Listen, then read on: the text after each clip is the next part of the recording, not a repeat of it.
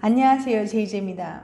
오늘은 뒤통수 맞기 전에 알아둬야 할 바람의 징후 4가지에 대해서 말씀드려 볼게요. 구독과 좋아요, 알람 설정까지 해주실 거죠? 그럼 바로 시작할게요.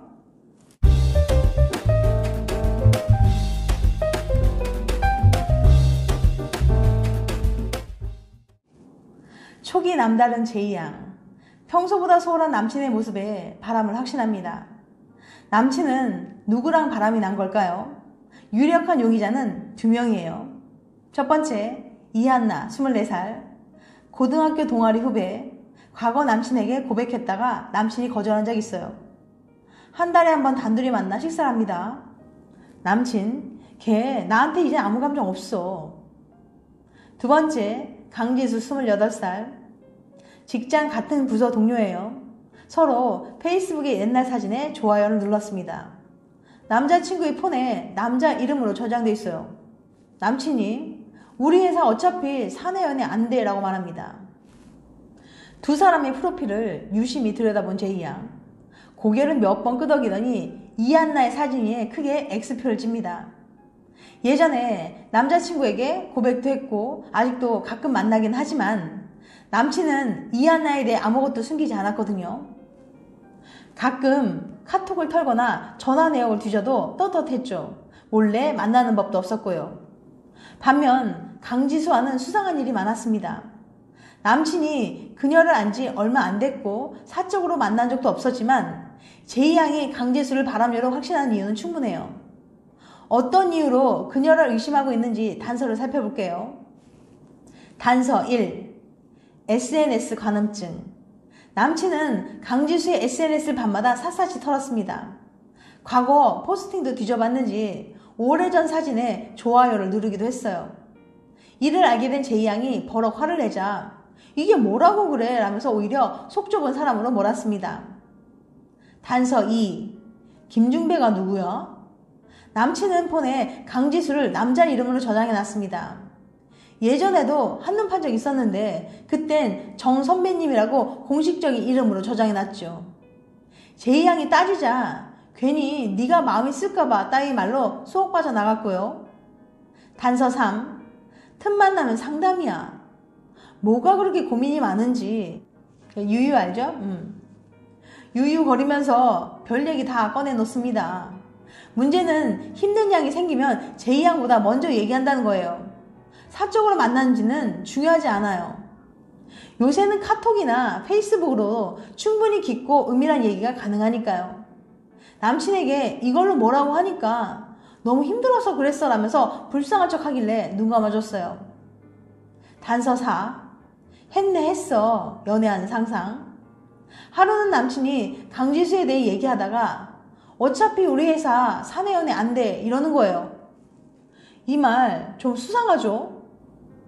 그 사람에게 마음이 없다는 게 아니라 지금은 만날 수 없다는 뜻이니까요. 정말 만날 수 없는 이유가 사내 규칙 때문이겠어요? 이런 단서 놓치지 말아야 했는데 제이양의 남친처럼 교묘하게 마음을 숨기는 행동을 마이크로 치팅이라고 불러요. 관심을 대놓고 표현한 게 아니라서 그 속내를 알기 쉽지 않죠. 그래서 발뺌하기도 좋고요. 하지만 마이크로 치팅은 곧 바람을 필 거라는 아주 분명한 신호랍니다. 그 사람과 연인이 되고픈 마음이 있어야만 가능한 행동들이기 때문이죠. 마치 바람의 예고편이랄까요? 제이양의 남친도 결국 바람을 인정했습니다. 이렇게 바람은 우리들이 모르는 사이에 은밀히 진행됩니다. 그렇다고 매일 눈을 켜고 감시할 수도 없는 노릇이죠.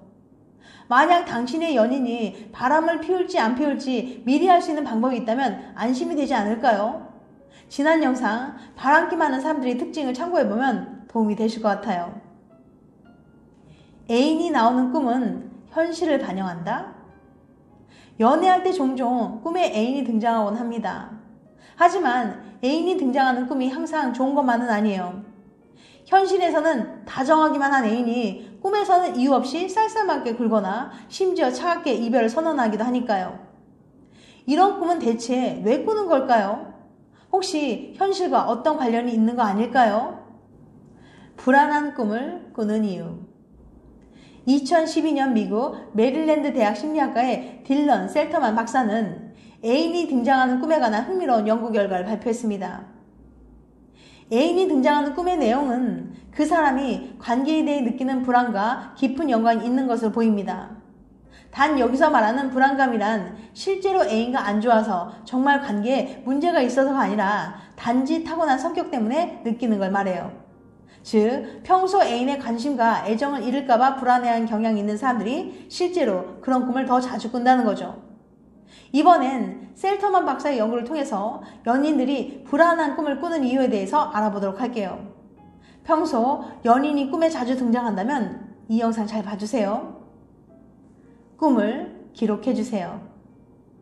셀터만 박사는 먼저 연애 중인 61명의 학생들을 모집했어요. 그리고 그들이 현재 애인과의 관계에 대해 얼마나 불안함을 느끼고 있는지 조사했죠. 그 후 학생들에게 공책을 하나씩 주면서 앞으로 2주 동안 꾸는 모든 꿈의 내용을 기록해 줄 걸 부탁했어요. 너무 졸려서 꿈을 기록할 수 없는 경우 기억나는 키워드만이라도 적어줄 것을 부탁하는 것도 있지 않았죠. 2주 뒤 셀터만 박사는 학생들이 꿈을 기록한 공책을 모두 걷어서 꿈들의 내용을 꼼꼼히 분석했습니다. 과연 결과는 어땠을까요? 분석 결과 정말로 학생들은 평소 관계에서 느끼는 불안감이 클수록 더 불길한 꿈을 더 자주 꾸는 것으로 나타났습니다. 불안한 꿈의 예를 볼게요. 꿈에서 외삼촌이 돌아가셨어요.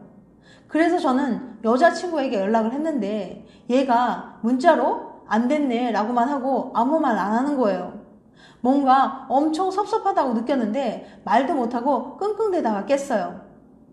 반면 관계에 대한 확신이 큰 학생들은 꿈에 애인이 등장하더라도 행복한 경험에 관한 꿈일 가능성이 높았어요. 행복한 꿈의 예를 볼게요. 남자친구랑 산책을 하던 중이었어요. 그런데 갑자기 안개가 자욱하게 끼는 거예요. 저는 길을 잃을 것 같아 조금 불안했죠. 그때 남자친구가 우리 그럼 다른 길로 가자라며 제 손목을 잡고 끌더라고요. 그러자 곧 안개가 걷히면서 되게 예쁜 풍경이 나타났어요. 꿈의 내용이 미래를 암시하는 것은 아니지만 우리가 느끼는 현실의 상황과 분명 연관이 있었던 거예요. 셀터만 박사는 평소에 애인에 관한 불길한 꿈을 자주 꾸는 사람들에게 다음과 같이 조언합니다. 평소 애인이 등장하는 불길한 꿈을 자주 꾸는 편이라면 애꿎은 애인을 탓하기보다 자신을 돌아볼 필요가 있어요. 꿈의 내용은 실제로 애인이 그렇게 행동하게 될 거라거나 내가 그런 상황에 처하게 될 거라는 걸 의미하는 게 아니에요. 단지 내가 무의식적으로 그러한 상황에 대한 불안감을 많이 갖고 있다는 걸 의미합니다.